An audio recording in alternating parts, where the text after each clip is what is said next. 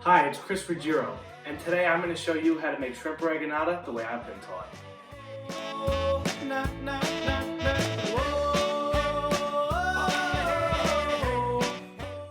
First, we're going to take our shrimp. We buy them already peeled and deveined, much easier that way, and we're going to butterfly the shrimp.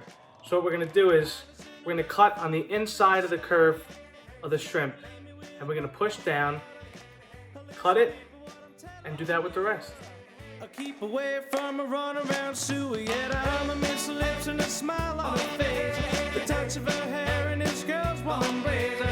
So if you don't want to cry like I do, I keep away from a runaround Sue. So now we're going to take about a cup of wine and we're going to throw it right in with the shrimp. We're going to take about 2 teaspoons of salt, sprinkle it on top, and then put in our parsley. Here's my story, sad but true.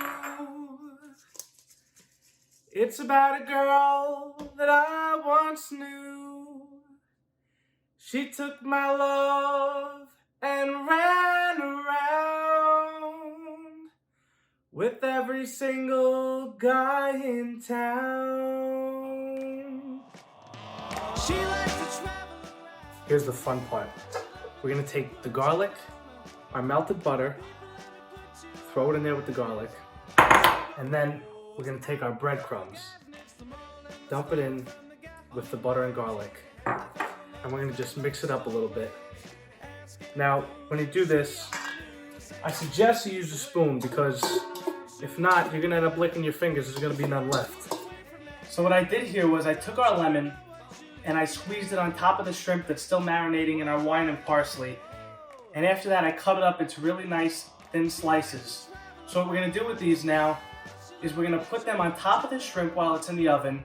And not only are the juices gonna seep out and coat the shrimp, but the dish is gonna look beautiful. This dish is ready to go in the oven for about 12 minutes now. When it comes out, it's gonna be beautiful.